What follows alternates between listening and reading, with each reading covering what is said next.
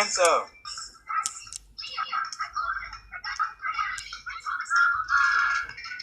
Let's go and have some adventures. Let's go and have some adventures with Thomas. Let's go and have some adventures. Sodor's a fun place to be. Sodor's greatest adventures. Sodor's greatest adventures. Emmett the Blue Engine has lived on the island Sodor for many years. He has all favorite jobs to do, but one of his favorite jobs is to work on his own branch line. But the best thing he likes working on his branch line is to work with his friends, mostly main being Boko and Philip. But sometimes the Scottish ones, Donald and Douglas help on the branch line as well, when they're not busy on Doug's branch line or the main line.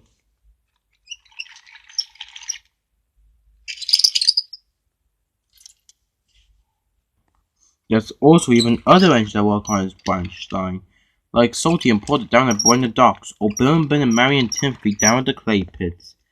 Edward loves working on his branch line. One day, at the Wordsworth sheds, the three Wordsworth main engines on the branch line were just resting, being Edward, Flip, and Boko. When the Fat Controller arrived in his car, he stepped out and walked over to the sheds. Edward, I have a very important job for you. I want you to go down to Brenda Docks and collect a truckload of coconuts. Edward was a bit surprised. Surely you get a bigger engine to do that job, sir, like Spencer or Henry, for example. Or even maybe Gordon, James, Rebecca, or Meldoc, or Hank, you know. I would do, said Fat Control, but they're all busy at the moment. Including a few other engines, like Molly, Never, you name them. Anyways, but I need an engine to deliver them to the animal park, and it's on your branch line. Can you do it? Very well then, sir. I may be old, but I'll try my hardest. That's a good engine, said the Fat Controller, and he walked back to his car. Are you sure you can do it, Edward? Said Boko. I can go collect the coconuts for you if you want. What? Or even me, said Philip. Yeah, don't think you'd be strong enough, Philip, said Boko. Or maybe me and Philip can go and collect if you want. Thank you, too, but don't forget, this is my branch line the Fat Controller gave me, and I have to work hard on it. I appreciate your offer, but this is my job. Besides, you two have your own work on the branch line. Very well then, said Boko. Good luck with it, said Philip. Edward smiled and puffed away. Carly, Cranky, and Big Mickey had the coconuts all on board Edward's line of trucks. Edward soon backed down onto them. They felt heavy. Edward was going to give his best shot. Porter was shunting some flatbeds. He looked at Edward. Hello, Edward. Are you the one who's collecting the coconuts? Yes, I am, said Edward. Well, okay. Are you sure you'll be strong enough? I can manage, said Edward. Very well then, said Porter. Then Salty came up.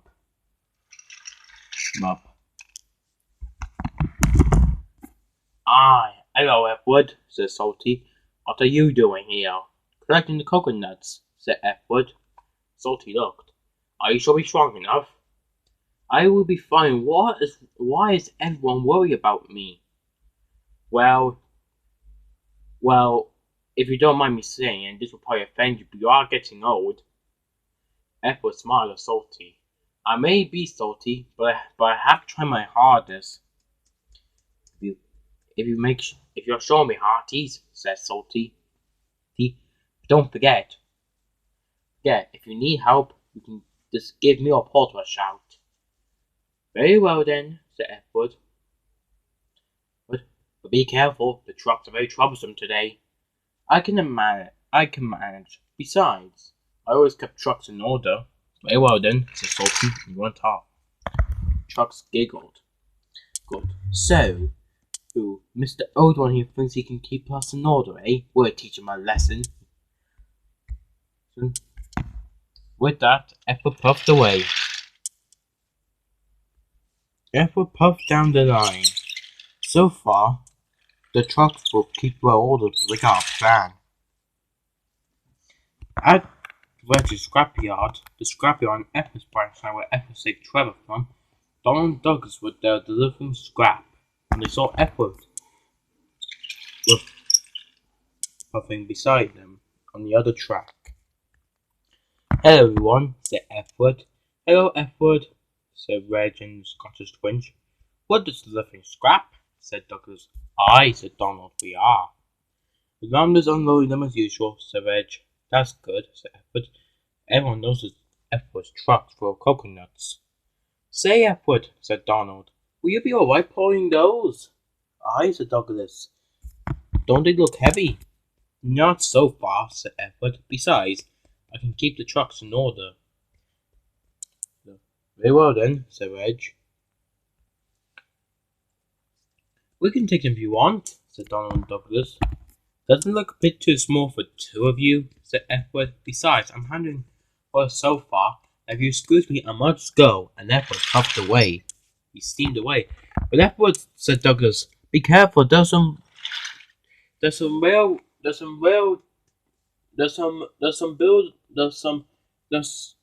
line up ahead a bit blocked," said Douglas, but Edward's already gone.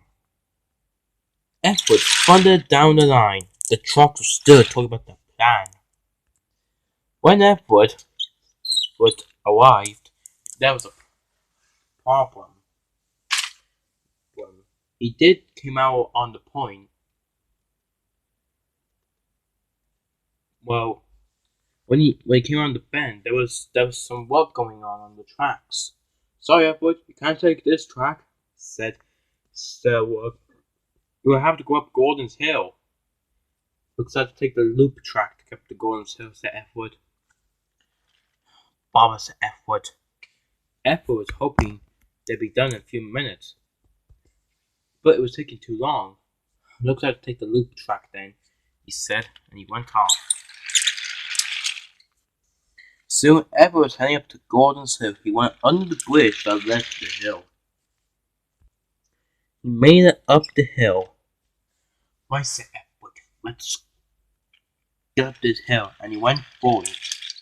The trucks knew this was the plan. "Right," said the first truck. "This is our plan." They hold back Edward. Edward was getting Edward. "Come on, trucks," he said. Hold back, they said. Edward bumped them, but the coupling was starting to get loose. The trucks were pulling back hard and Edward was pulling harder. He was using up all his speed to get up the hill, as well as the steam with water and coal. He jerked forward and the trucks jumped back when the coupling snapped. On, faster, they said, and they raced down the hill. Edward stopped on top of the hill on Gordon's Hill. "Oh no," said Edward, "they're getting away," and Edward raced down the hill. The trucks went under the bridge down the hill. They said. Edward raced down after them. "He's catching up," said the first truck. "Go faster, guys." Then they passed the crossing. But Edward was not long far behind them. Meanwhile, Wordsworth Yard, both and Philip were shouting. Philip was still thinking about Edward this morning. He came up to Boko. "Boko," he asked, "are you sure Edward would be alright pulling those trucks himself?" "Oh, he said he'd be fine," said Boko. "I know Edward all my life, and we've been close friends for all these years. So I'm sure he'd be fine. Like he experienced anything, and the trucks don't give him trouble. What can Popsy go wrong?" On, faster, as they raced past Wells. Okay, maybe something did go wrong, said Boko. Edward thundered by. "Sorry, can't stop," he said. "Huh, that's not like Edward with trucks, isn't it?" "No, it's not," said Boko. The trucks kept on rolling. They went faster and faster. Edward did his best to catch up. Easy, the trucks. He can't catch up to us. Edward still kept behind. Edward was using up all his water and coal he had in him, including all the speed he had in him. But at his age, he couldn't really keep up. He's not really that fast, essentially, like Gordon or Spencer. So what better? Said Edward. Everyone was right. Maybe I did need help, said Edward. But Edward kept on going. But Edward didn't give up. The sick man and Crosby heard what was happening. I'll switch them into the yards, he said. He switched the points into the yards while Toad went once. The trucks went into the sidings. But the sick man couldn't set them to the buffers in time, and they got out of the yard. Bother, he said. Edward then raced by. The truck was soon on the main line. Flat out straight. Edward kept going. Then the sick man remembered something. Oh no, he said. I forgot. James was coming down that line, he said. He could crash into those trucks. Indeed, Sigmund was right. James was pulling a small goods train around the bend when he saw the trucks. They were on the same line as him. Oh no, said James. James tried to reverse, and the coconuts in the truck were shaking everywhere. Well, we're about to hit that red engine, James, said the second truck. Well, go for it then, said the first truck, as they did. James tried to reverse, but it was too late. The trucks crashed into James, and coconuts spilled everywhere. And they all fell onto the ground and cracked. James's trucks also derailed as well. Luckily, no one got hurt, but Jane was covered in coconuts. The trucks giggled. Good. Oi, keep it down, said James. How did this happen? Edward soon arrived. He was gasped by the crash. Oh no, said Edward. Now look what you silly trucks did. The fat controller was going to be cross with you. The trucks were surprised. Oh no, we forgot about him. We're in for it now, lads, said the first truck. James, what happened? Said Edward. I know, these coconut trucks were racing down the line and they bashed into me, said James. Edward sighed. I'm sorry, James. This is my fault. I was taking those trucks and they got away from Gordon's Hill. I was meant to deliver them to the animal park, but are you alright? Yes, I'm fine, said James. So much for being a rescue engine. Oh, never mind. At least you don't do silly stuff like Emily did. Anyway, said Edward. But the sick man knows about the crash and he's telephoned for help. And the sick man did. It was not long before until Percy arrived with Rocky from the Sodor Rescue Center. Percy put Rocky into position. Don't worry, James, said Rocky. We'll have you back on the road in no time. James smiled. Then a blue car pulled up. It was the Fat Controller's car. Edward knew he was probably in for it now. The Fat Controller stepped and walked over to the crash. He was surprised by the damage.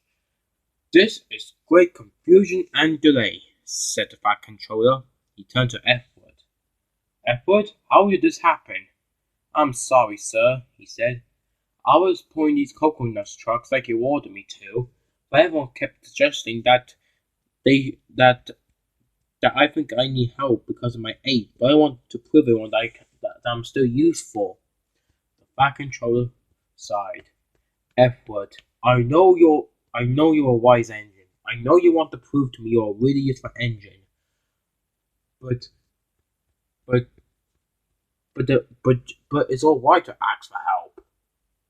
Edward sighed. I know Philip, Boko, Donald, Douglas, Salty, and Porter were trying to say that earlier. Said the Fat Controller. I know you want to make me proud, Edward. We do realize all those other things you did in the past have made me proud. I know you're at that age at the moment where you may not be strong enough, Edward, but you have proven me today that you did your best today.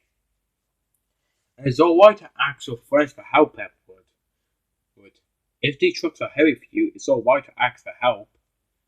Edward sighed. Yes, sir. I should have stuck with that advice. But the coconuts are sadly damaged, said the Fat Controller. We need new ones. Edward thought. I'm sure the doctor will have some new ones, he said. Very well then, said the Fat Controller. He turned to the trucks. As for you trucks, you have caused a great lot of confusion and delay yet again. The trucks groaned. We're sorry, they said. Said the Fat Controller. No, we'll see about that. Anyway, said the Fat Controller, you better go and find some more coconut. Find some more coconuts, said the Fat Controller. Yes, sir, said Edward. Edward raced down the line.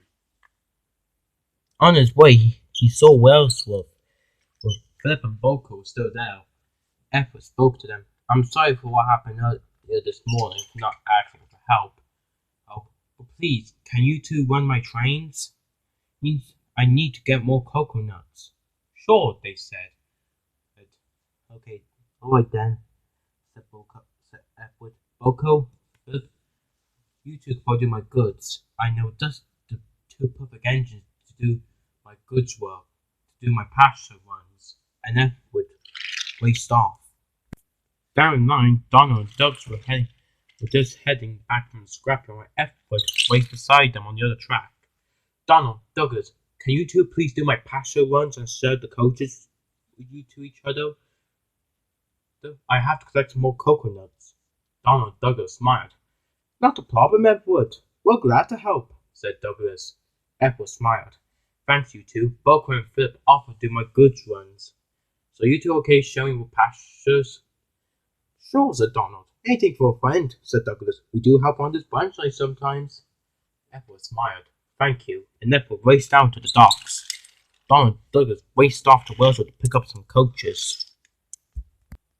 Down at the docks, Salty and Porter were resting in the siding. And Edward raced beside them. Oh, Porter, Salty, there you are. What's wrong, Edward? They asked. Edward explained everything. I need you coconut trucks. Can you two please shrink the trucks and fill up with cocoa nuts, please? I need them quickly. Edward and Salty smiled. Not a problem, Edward. Said Salty. We'll have them ready for you in a couple of minutes, said Porter. Good thing we still got some left, said Salty. And the two of them raced off. Edward went off to get ready. Back at the crash site, Rocky and Percy got James back on the track with his goods train. Thank you, you two, said James. You're welcome. James raced off. We better get these trucks back on the line as well, said Rocky. You got it, said Percy. Down at the docks, Edward had huge trucks of coconuts. Salty and Porter raced up. Thanks, you two, said Edward. I'm sorry for what happened today. That's all right, they said. Anyway, you better get going.